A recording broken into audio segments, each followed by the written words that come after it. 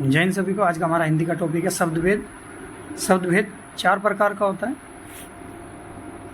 रचना के आधार पर, उत्पत्ति के आधार पर, प्रयोग के आधार पर और अर्थ के आधार पर। इन 4 आधार पर इसको बांटा गया है। और इनके भी जो पार्ट्स होते हैं, जैसे रचना के आधार पर इसे 3 भागों में बांटा गया है, उत्पत्ति के आधार पर 5 भागों में, प्रयोग के आधार पर 2 भाग में और अर्थ के आधार पर 2 भाग में। रचना के आधार पर 3 भाग कौन कौन से हैं? रूढ़ शब्द, यौगिक शब्द और योग रूढ़। उत्पत्ति के आधार पर हैं देशज, विदेशज, तत्सम, तद्भव और संकर शब्द। प्रयोग के आधार पर हैं विकारी। विकारी में कौन कौन से होते हैं? संज्ञा, सर्वनाम, क्रिया और विशेषण। और अविकारी, अविकारी में होता है अव्यय। अव्यय 4 प्रकार के होते हैं: समुच्चय बोधक, संबंध बोधक, क्रिया विशेषण और विषमय बोधक। इसी तरीके से अर्थ के आधार पर 2 प्रकार से है। पहला तो सार्थक, यानी जिनका कोई अर्थ हो। तो सार्थक क्या होते हैं? एकार्थी, अनेकार्थी, पर्यायवाची और विपरीतार्थी। और दूसरा होता है निरर्थक। निरर्थक मतलब जिसका कोई अर्थ नहीं है। इसका कोई अर्थ ही नहीं है तो इसका कोई पार्ट्स भी नहीं है। तो आज का हमारे चैप्टर में स्वागत है आपका। चलिए शुरू करते हैं।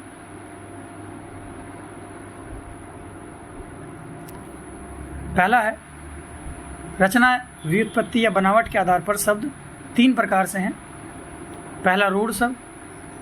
रूढ़ शब्द वे होते हैं जिनका कोई खंड या सार्थक नहीं होता, मतलब उनका कोई पार्ट्स नहीं किया जा सकता। उनको क्या बोलते हैं? रूढ़ शब्द बोलते हैं।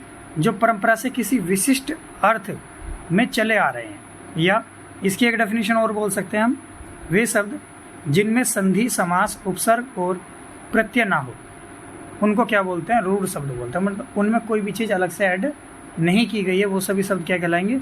रूढ़ शब्द कहलाएंगे। जैसे जल, नल, कल, कमल, पुस्तक, गेट, पेट, पुल, शिव। इनमें क्या है? किसी प्रकार की कोई संधि, समास, उपसर्ग, प्रत्यय कुछ भी नहीं जोड़ा गया है। ये केवल एक नेचुरल शब्द हैं। इनको क्या बोलते हैं? रूढ़ शब्द बोलते हैं। दूसरे होते हैं यौगिक शब्द। यौगिक शब्द क्या होते हैं? वे शब्द जो 2 या 2 से अधिक सार्थक शब्द खंडों के योग से निर्मित होते हैं। मतलब जो रूढ़ शब्द हैं, रूढ़ शब्दों को अगर 2 या 2 से अधिक रूढ़ शब्द हैं, उनको मिला दिया जाता है। जो सार्थक खंड जिनको हम बोल रहे हैं, उनको अगर मिला दिया जाता है तो उनके योग से जो शब्द बनते हैं उनको क्या बोलते हैं? यौगिक शब्द बोलते हैं। इसके नाम से भी पता चल रहा है कि यौगिक शब्द क्या होते हैं। इन शब्दों में संधि, समास, उपसर्ग और प्रत्यय हो सकते हैं। जैसे पाठशाला। पाठशाला में क्या है? पाठ और शाला। प्रतिदिन, विज्ञान, हथकड़ी, सुपुत्र, सूर्योदय, विद्यालय, धर्मशाला, राजपुत्र, पुस्तकालय और अनुशासन। मतलब आप ये मान लीजिए जिन शब्दों में संधि हो रखी हो किसी प्रकार की, वो सभी शब्द किस में आ जाएंगे? यौगिक शब्दों में आ जाएंगे, अगर उनको जोड़ के 2 शब्दों से बनाया गया। तीसरा है योग रूढ़ शब्द। ये चैप्टर इंपॉर्टेंट है पेपर में। इससे भी लगभग 2 नंबर का एक क्वेश्चन जरूर बन जाता है। एक तो पूछा जाता है इनमें रूढ़, यौगिक और योग रूढ़ में से। दूसरा एक क्वेश्चन पूछा जाता है देशज और विदेशज में से। दोनों के दोनों इंपॉर्टेंट हैं।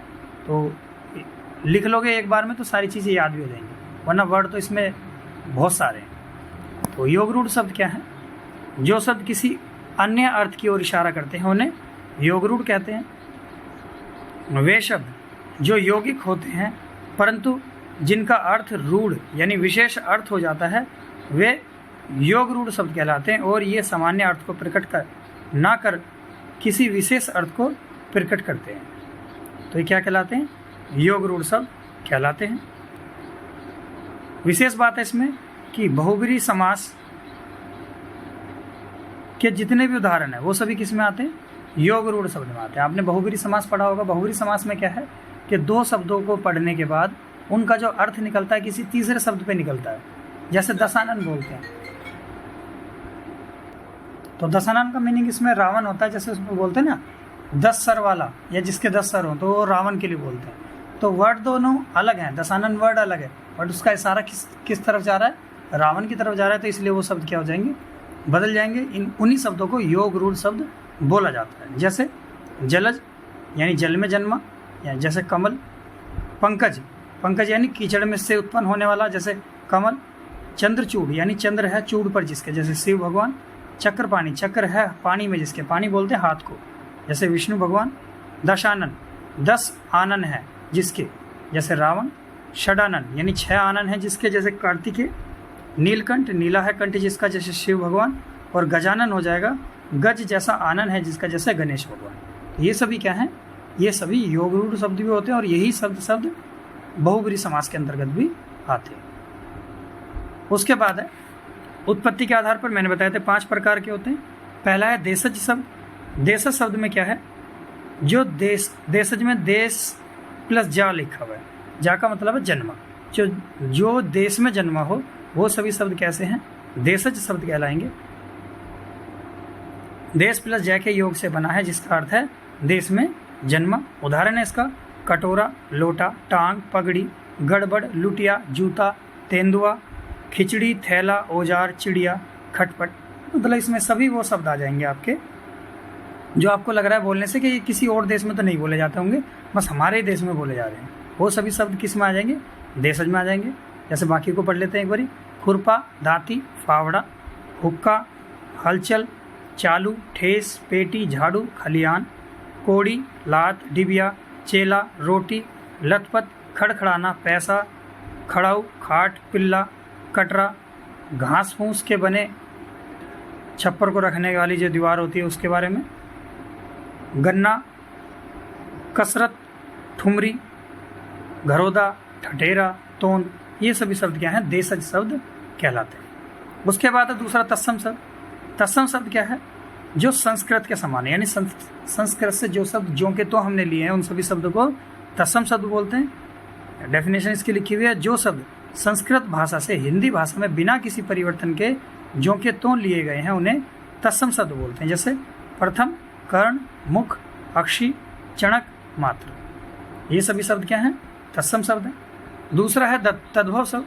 तद्भव शब्द का मतलब क्या है कि जो संस्कृत से अभी हिंदी, जो शब्द संस्कृत और प्राकृत से विकृत होकर हिंदी भाषा में आए हैं, यानी अब उनको हिंदी के तरीके से हम बोलते हैं, उनको सबको क्या बोलते हैं, तद्भव शब्द कहलाते हैं। या इसको ऐसे भी कह सकते हैं, जो शब्द रूप परिवर्तन के बाद संस्कृत से हिंदी में आए हैं वो सभी तद्भव शब्द कहलाते हैं। जैसे पहला कान, मुख, आँख, चना, माँ।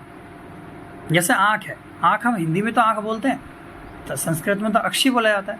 तो अक्षी शब्द को बोलते बोलते बोलते वर्ड का परिवर्तन इस प्रकार से हो गया, उसको आँख बोलने लगे, तो ये क्या है, तद्भव शब्द। उसके बाद है विदेशज शब्द। विदेशज शब्द क्या होता है, विदेशज शब्द उन शब्दों को कहते हैं जो किसी विदेशी भाषा से आए हैं। जैसे अरबी, अरबी में कौन कौन सा आ जाएंगे, आदमी, औरत, मुकदमा, फैसला, जज, वकील, अखबार, इंसान, किस्मत, अजीब, किस्त, हक, हुक्म, तकदीर, अदालत, मुल्जिम, इल्ज़ाम, मुआवजा, कानून, किताब, कुर्सी, अदा, आशिक, जलूस, जलसा, गरीब, अमीर, इलाज, तमाशा, कफन, उम्र, ख्याल, राय, इज्जत, लिहाज, दौलत, अकल, तारीख, मौसम, दुनिया, हवालात, हौसला, तमाम, हुलिया, अल्लाह, बहस, इजहार, शराब, मुसीबत, लफ्ज़, मजबूर, मुहावरा, हिम्मत, मुसाफिर, इत्र, नतीजा, नकल, किला, तरक्की, जिस्म, इस्तेमाल, ईमान, कर्ज और लोरी। ये सभी क्या हैं, अरबी शब्द हैं। याद करने में तो एक बार में नहीं होंगे, 2-3 बार लिख के देख लेंगे, 2-3 बार इसको पढ़ लेंगे तो ये कुछ शब्द इसमें से दिमाग में बैठ जाएंगे कि हाँ इस टाइप के शब्द हमारे अरबी शब्द होते हैं। ठीक है, या इसकी कोई आप ट्रिक बना के याद करना चाहते तो और भी बेस्ट रहेगा। नेक्स्ट है दूसरे प्रकार के विदेशी शब्द, फारसी शब्द। फारसी शब्द कौन कौन से हो गए, किशमिश, आतिशबाजी, आबरू, आफत, आराम, आमदनी, आवाज़, उम्मीद, जिंदगी, होशियार, नामर्द, कमज़ोर, नाजायज़, खामोश, कारीगर, खुराक, चालाक, जोर, शादी, ग्रोह, फूल, गिरफ्तार, जहर, फरिश्ता, खाक, चेहरा, तेज, बुखार, सरकार, हजार, दंगल, जागीर, दफ्तर, फरेब, नापाक, आवारा, चश्मा, जादू, मोर्चा, नीम, कारखाना, सरदार, बेपनाह, दवा, हफ्ता, दीवार, हम उम्र, हमदम, हम सफ़र, हरगिज़, दिल, अफसोस, कमीना, तनख्वाह, मजा, बाजार, गरम, लेकिन, हरदम, जलेबी, गवाह, कुश्ती, खुद, बहाना, बाजार, हकीम और आज़ाद।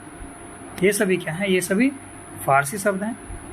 उसके बाद आते हैं हमारे अंग्रेजी शब्द। अंग्रेजी शब्द को तो देखते हमें जांच पड़ जाती है लगभग, जैसे office, gem, officer, tax, toffee, gas, ticket, collector, coffee, chocolate, pen, deputy, doctor, operation, court, cancer, माचिस, biscuit, magistrate, collar, hat, clerk, pension, copy, compounder, nurse, scooter, library, guard, parcel, clerk, manager, station और cake.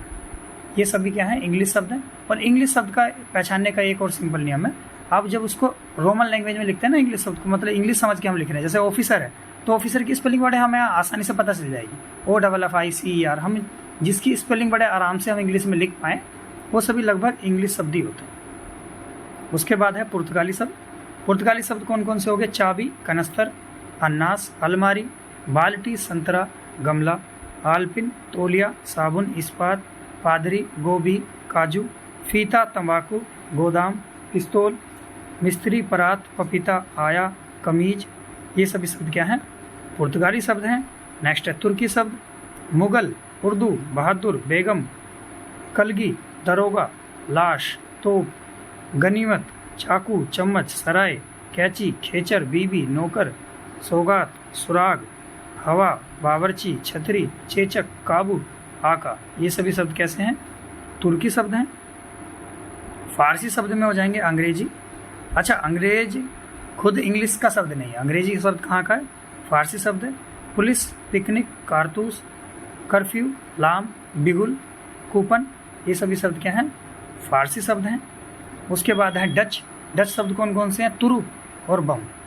रूसी शब्द कौन कौन से हैं, rouble, jar, vodka, Soviet और Sputnik. चीनी शब्द हो जाएंगे चाय, लीची, चीकू, चीनी, ये सभी चीनी शब्द हैं।